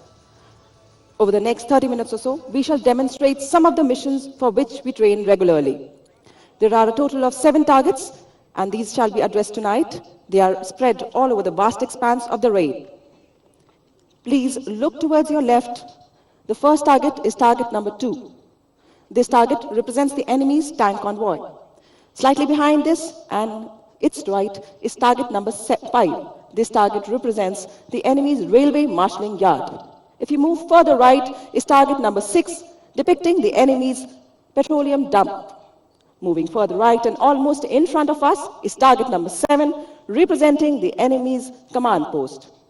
Towards right and the closest target to us is target number 1. This target is an enemy vehicle convoy moving into battle. Behind this and slightly to the left of this target is target number 4, depicting enemy bunkers along the planned line of advance of our army formation. Towards the right of this target and the last one is target number 3. This target represents hangars housing enemy aircraft.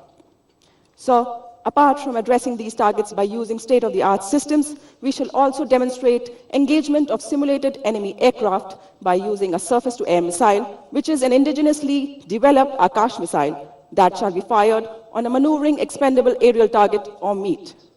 With this, I've finished, sir. Jai Hind.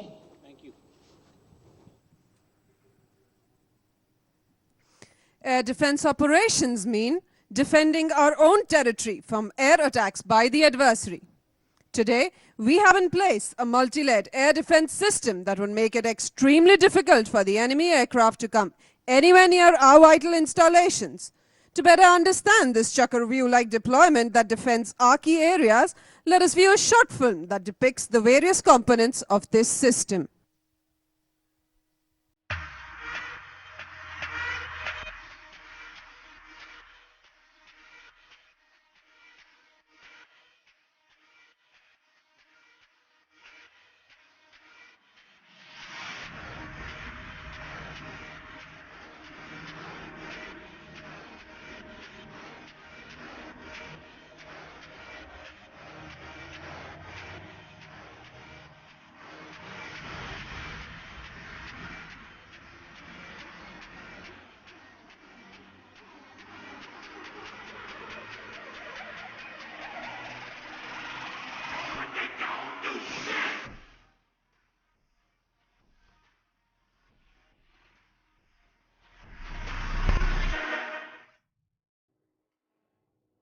Ladies and gentlemen, we have already demonstrated action by air defense fighters against intruding enemy aircraft. We shall now demonstrate the launch of a surface-to-air missile from the Akash missile system against a simulated enemy aircraft that has come within the range of this lethal weapon system. Coming up on the screens before us is a short film on this lethal, state-of-the-art systems custom-made by Indian scientists and technicians in the service of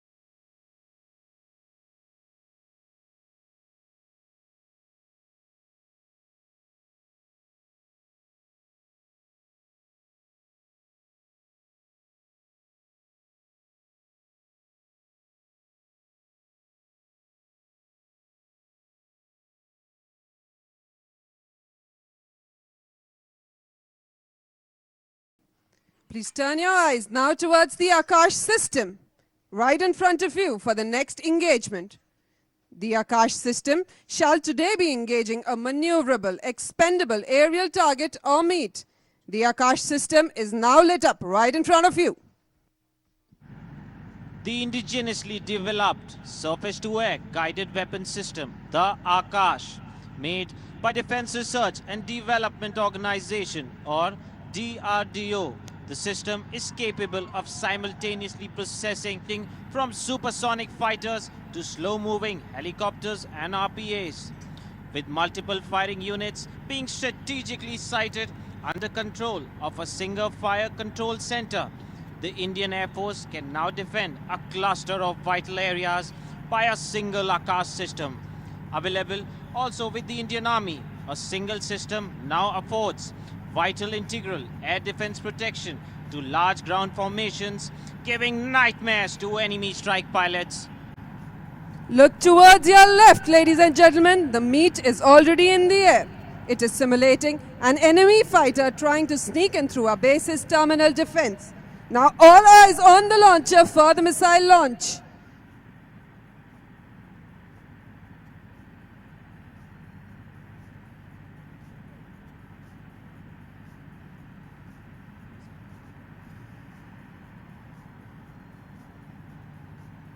All eyes on the launcher, ladies and gentlemen. Wait for the missile launch.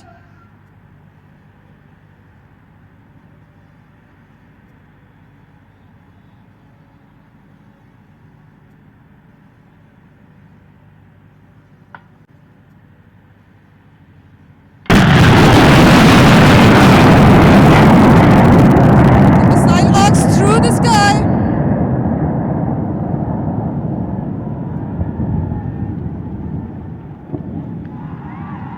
The enemy fighter is knocked out of the sky before he could even hit its initial evasive maneuver.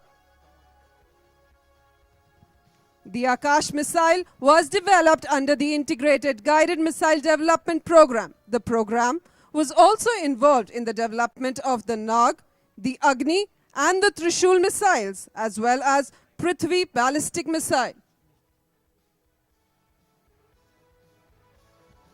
To have an edge over enemy, the element of surprise is of utmost importance. This can be achieved by striking the enemy forces under the cover of darkness.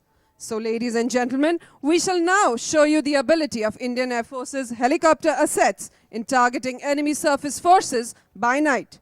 A vehicle column has been spotted by our remotely piloted aircraft making its way towards the tactical battle area. The crew of a Mi-17 V5 armed helicopter equipped with night vision devices has been tasked to destroy this convoy inside enemy territory. Target number N1, which is located to your half right, is simulating the vehicle column.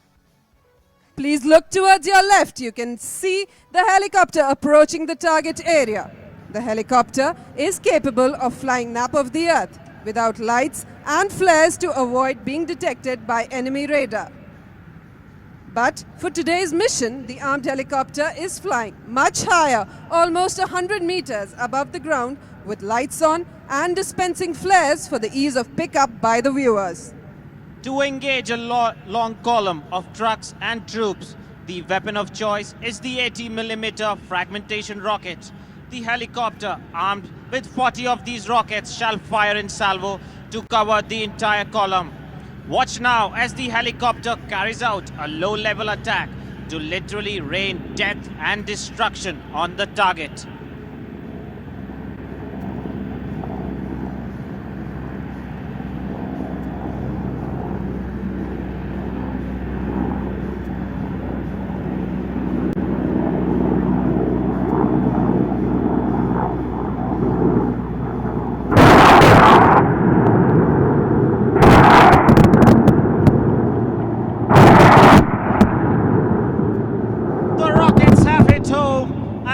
Of vehicle and men is wrecked.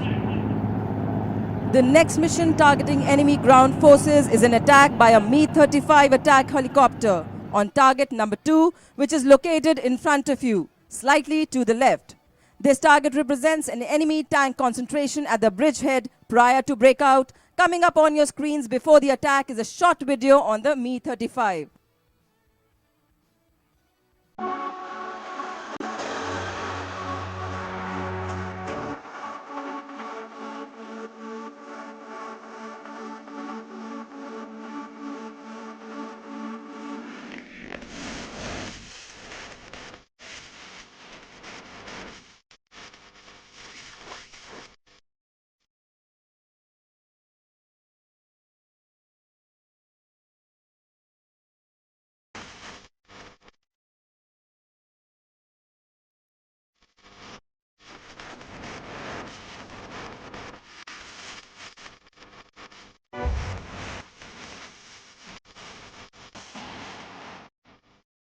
You can now see the attack helicopter flying in from your right. The enemy tanks clearly visible in its infrared pod imagery.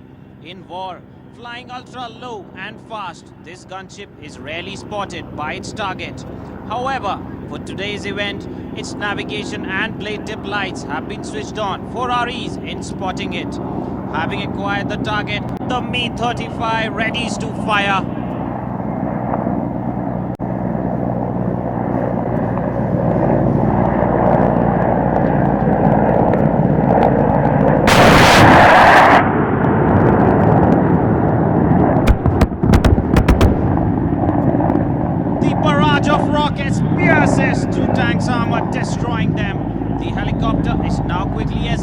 exiting the combat zone. The enemy's bridgehead operations are temporarily stalled, which has given our surface forces time to reinforce our defenses.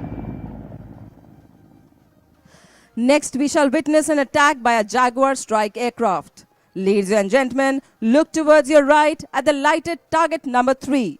This target represents the enemy's hangars spread over a large area. The target shall be delivered by the aircraft, which will be carrying 3,000-pounder bombs in a dive attack. The 1,000-pound bomb is the natural choice of our commander, as it packs quite a punch with its large crater diameter and its ability to neutralize widespread enemy installations with its sheer explosive power. The Jaguar, a replacement of the Canberra and the Hunter aircraft, was first inducted in the number 14 squadron. Well known for its accuracy of weapon delivery, both by day and night, the aircraft is undergoing an upgrade that shall equip it with a modern self-defense suite. Ladies and gentlemen, please look towards your left from where the aircraft emerges into a dive shortly. He's rolling into the dive. Follow the aircraft on the screens in front of you. He is steady into the dive now. Shift your eyes towards the target and watch out for the explosions.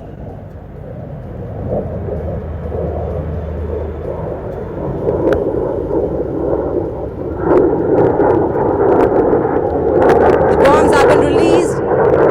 Look towards target number 3 on your right.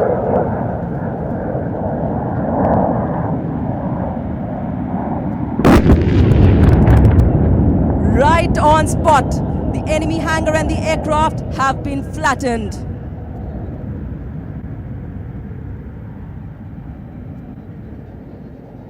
Having systematically targeted the enemy's logistic dump and tanks, our commander now engages the next target, a cluster of bunkers. Such fortifications are generally located at an elevation from where the enemy is in an advantageous position to target large columns of our troops. Such enemy placements hamper the pace of our advancing troops, allowing the enemy to regroup even after having suffered a setback. A MiG-27 fighter has been tasked for an immediate strike to bomb this enemy location. Target number 4 on your right is the simulated bunker complex of the adversary. Flying in at a height of 1 kilometer on its precise nav attack system, the aircraft has already identified the target location and is coming in from your left 9 o'clock, heading straight towards the target. The MiG-27 shall drop 2 1,000-pound bombs onto the bunker complex, causing the bunkers to collapse. Ladies and gentlemen, you can now see the aircraft in the attack direction flying in from the left. Flares are being dispensed.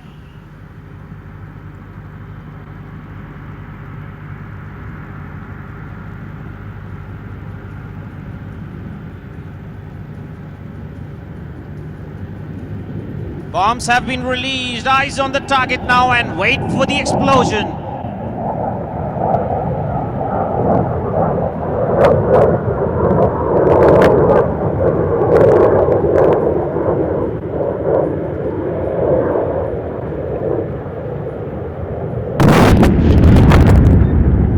What an impact! Both bombs hit almost simultaneously. The bunkers have collapsed. At this stage of the war, the enemy has taken losses due to our effect-based operations. In a desperate attempt, he may now try and move up his key reserve forces from the rear. Time now to target him as he boards military trains to move his army reserves to the front lines. The next strike is by a Sukhoi 30 MKI aircraft, which will demonstrate targeting of a simulated railway marshalling yard. It will drop 22 bombs of 100 kg each on this target. The attack profile is a medium altitude level release or MALR. Ladies and gentlemen, please look to your left at target number 5, which is simulating a railway marshalling yard, and it would be pulverized shortly. Ladies and gentlemen, The Sukhoi 30 is one of the premier twin-jet multi-role air superiority fighter of the Indian Air Force. Look high towards the right. Shortly, a Sukhoi 30 shall emerge through the darkness, ready to drop its load. There he comes. You can see him dispensing flares.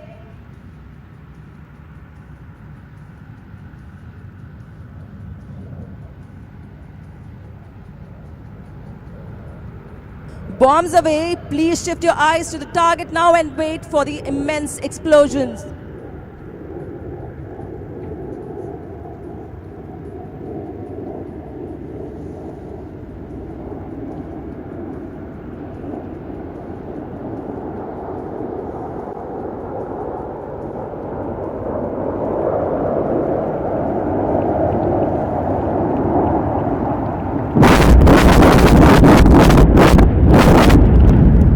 Devastating indeed. As desired, this marshalling yard and the military trains have been reduced to a mangled mass in a matter of seconds.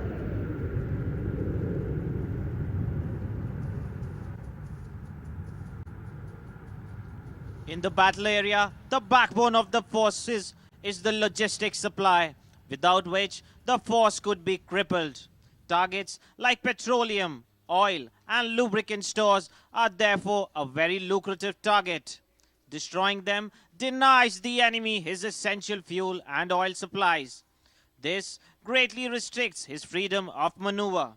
The POL dump is simulated by target number 6 in front of us to the left. Right now, a Jaguar carrying 3,000-pound retarder tail unit bombs is flying in at low levels at a speed of 900 kilometers per hour. As showcased earlier, the RTU slows down the bomb, allowing the aircraft maintaining just 100 meters above ground level to safely escape the debris zone.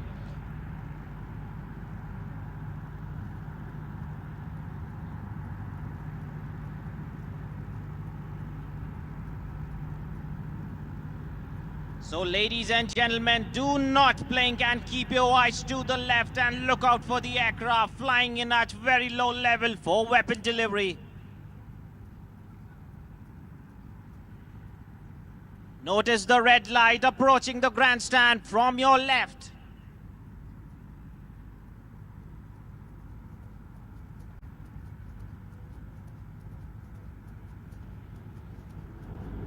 Bombs have been released. Wait for the explosion and notice the delay of the retarder bombs by the Jaguar aircraft.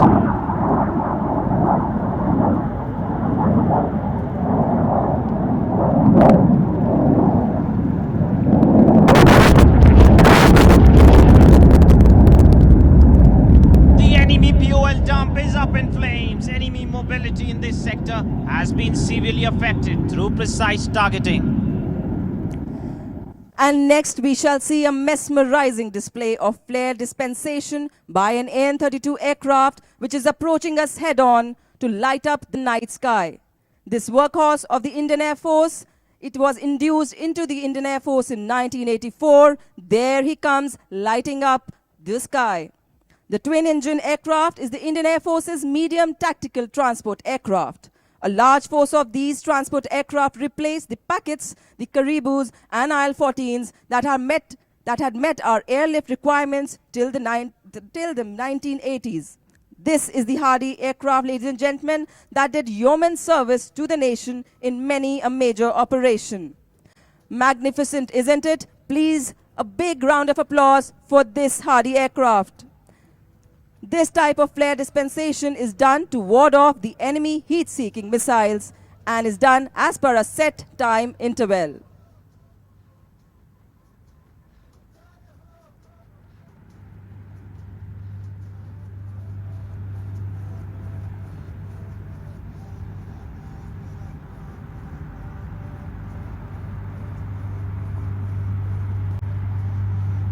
One more round of applause for this aircraft, ladies and gentlemen.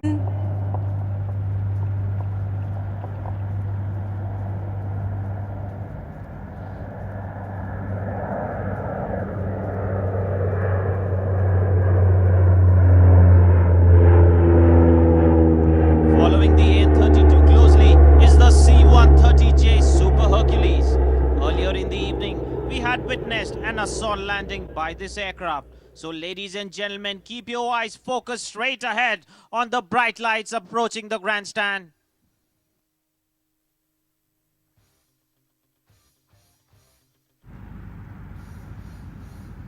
And there, the aircraft sets the sky ablaze with its flare, and notice that it is maintaining steady flight. However, if an actual missile threat exists, the aircraft shall maneuver rapidly while deploying flares to defeat the incoming missile.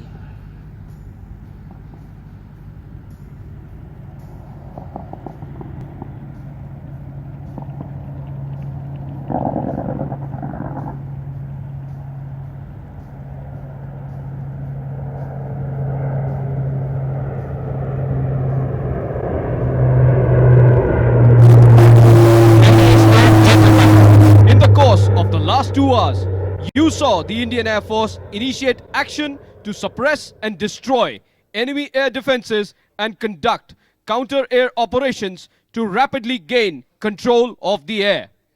We destroyed the enemy's radar network, shot down his fighter aircraft, disabled his runways, and blew up his fuel installations.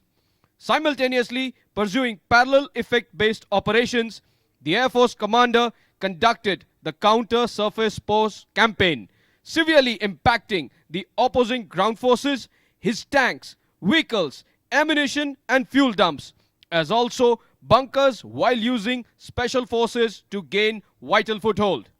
This indeed helped our army formations in rapidly achieving their objectives. Such orchestration of multiple targeting missions rode on a backbone of communication network wherein the Air Force commander, using assets like the AWACS, the IACCS, retained full visibility of the battle space at all times. As was showcased in the exercise, the Indian Air Force can carry out its operations with resolve, determination, and the necessary element of surprise. We believe that while any engagement with an adversary in the future may be short, it would nonetheless be highly intense. We, the Indian Air Force, shall unleash all the firepower that you witness and more relentlessly, wave after wave, 24/7, day after day.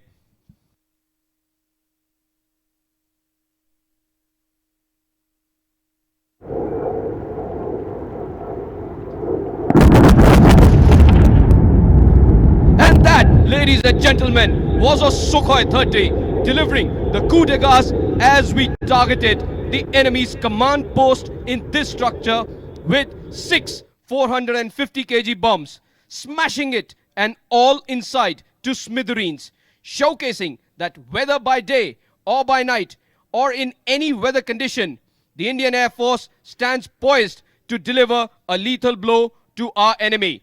With that, we end today's firepower demonstration. Ladies and gentlemen, we thank all the viewers of Doordarshan in India and abroad who have connected with us for this event, and a special thank you to all who are here with us at the grandstand. Thank you. Jai Hind.